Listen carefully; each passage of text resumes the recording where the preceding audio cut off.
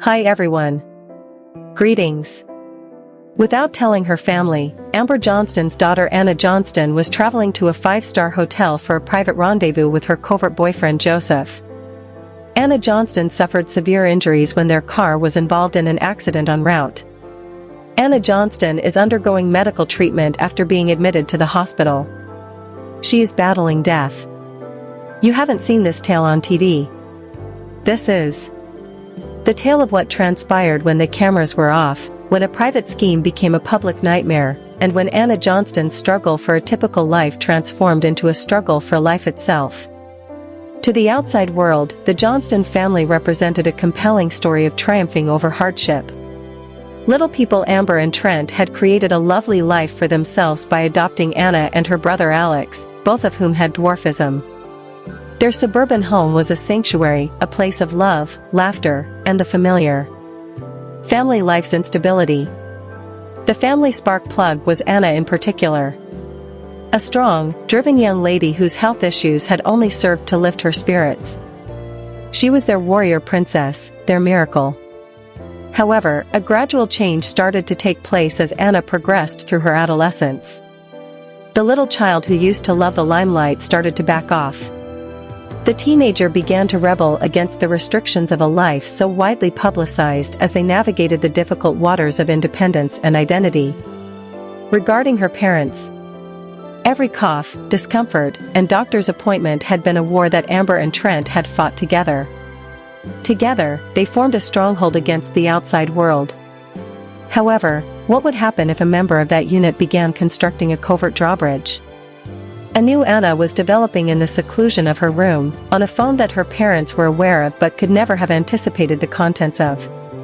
This Anna was an ordinary girl who was using social media, communicating with friends, and secretly falling in love. Her universe was splitting in two. The Anna was there, well known to her family and the general public, the courageous patient, and the lovely daughter. Then there was the private Anna, a young lady who longed for independence and was anxious to enjoy the ordinary, unguarded moments that characterize puberty. Once a broad expression of parental dread, Amber's remarks would soon turn into a disturbing prophecy: "It's hard. You know, you want to protect them forever, but you also have to let them grow up." With Anna's health, that balance is it's terrifying. She would be in unheard of danger because of the exact normalcy they want for her.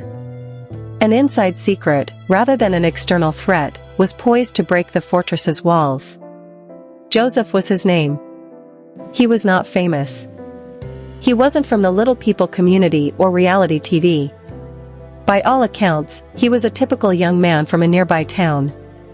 Months prior, they had connected through common acquaintances at a low-key party that Anna had gone to under the pretense of a study session with others.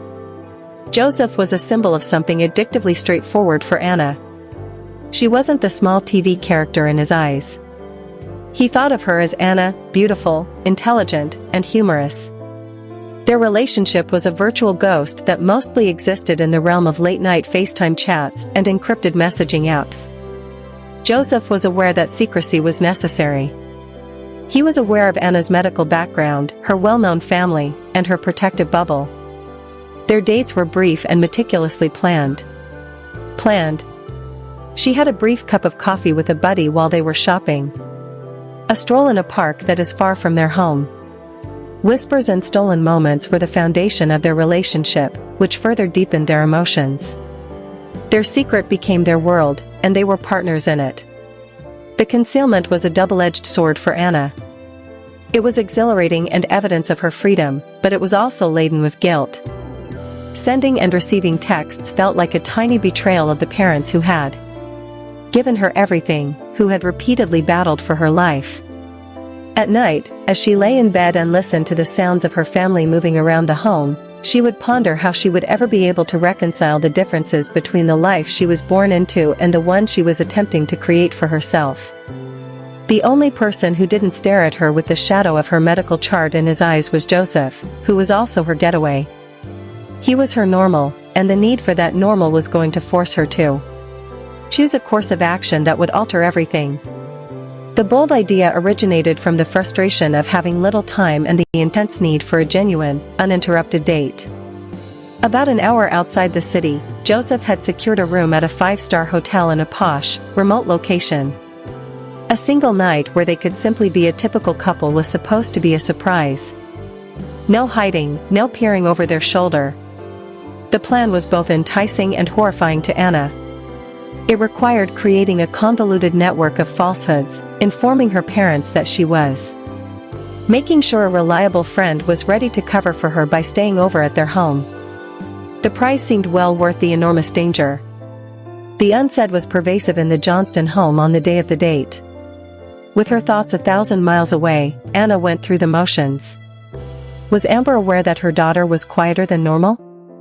Did Trent feel the anxiety? Or were they, like all parents, eventually unaware of their teenagers' secret lives? While Anna gave an embrace, the untruth felt like a physical burden in her chest as she said her parents farewell that night. The delight of seeing Joseph briefly overshadowed the seriousness of her choice as she got into his car.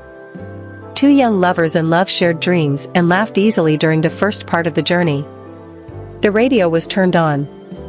Behind them, the city lights dimmed, giving way to the darker highway flanked with trees that led to the hotel. They discussed a future in which they wouldn't need to conceal themselves. In that, the facade had vanished as the automobile darted through the night. Joseph and Anna were alone. And for the first time, their bond felt solid, real, and long-lasting. Unaware that a different fate was speeding toward them in the opposite lane, they were on the verge of the night they had dreamed about. It was all over in a flash. An uncorrectable swerve, a patch of black ice, a moment of inattention. It was harsh, cruel physics.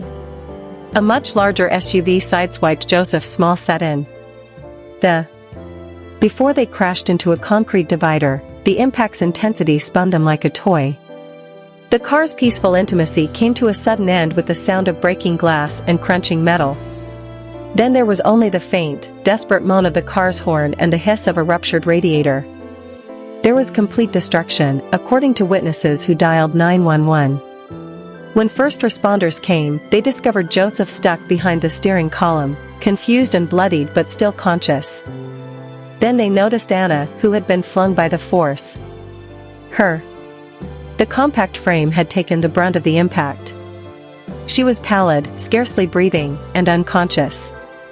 Her distinctive skeletal system and spine, which defined her identity, rendered her incredibly susceptible to the effects of a high-speed collision. As they attempted to stabilize her, the first responders' faces darkened as they realized how fragile the life they were attempting to preserve was.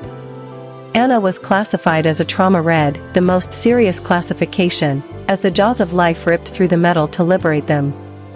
Her crucial signs were collapsing. As the ambulance raced to the closest level 1 trauma center, paramedics struggled mightily to keep her heart pumping so that oxygen could reach her brain. A desperate race against time in a shrieking ambulance had taken the place of the romantic evening at a five-star hotel. The secret had been revealed, but in the most horrifying manner possible. A mother and father who thought their daughter was safe at a friend's house were the first people the hospital staff had to call, not a celebrity manager. For Amber and the evening was going like any other, Trent Johnston. It was a rare calm moment for just the two of them, with Alex in his room and Anna at her friend's. The landlines ringing, a number they were unfamiliar with, was not a portent but a nuisance. Trent replied with a friendly hello. The professional voice on the other end introduced themselves as a physician from the City General Trauma Center. Trent Johnston's world fell apart in that one instant. "Johnston, mister, we have your..." "Here is Anna, the daughter. She was involved in a severe auto accident." The words didn't make sense. There was a sleepover for his daughter. Something had to go wrong. However, the physician subsequently supplied the corroborating information. Her identification, her particular health issues, and the harsh, cold reality pierced him. He was able to stutter out inquiries. "Is she? How awful is it?" The doctor's answer was a well-considered litany of evils. Significant head trauma, unstable spinal damage, and massive internal bleeding. They were hurrying her inside. Urgent surgery. They had to arrive right away. Their home's peaceful, well-organized environment descended into anarchy. There was no time for processing or disintegration. Their instincts, which had guided them through numerous medical emergencies with Anna, came into play. However, this was not the same. This procedure wasn't planned. Their security had been abruptly and violently stolen. The same horrifying question kept coming back to them as they fumbled for phones, keys, and a clear idea. Why did she drive on the highway? Joseph was who? The inquiries would have to wait. Now it was just a matter of getting to the hospital. They understood deep down that they might be racing to say goodbye since the race to be by their daughter's side had started. The waiting area for surgery is a purgatory created to crush people's souls. The hours became a nightmare for Amber and Trent, filled with beeping monitors, quiet whispers, and alarming updates from the medical staff every now and again. The initial procedure was performed to halt the internal bleeding, a spleen rupture, a cut liver.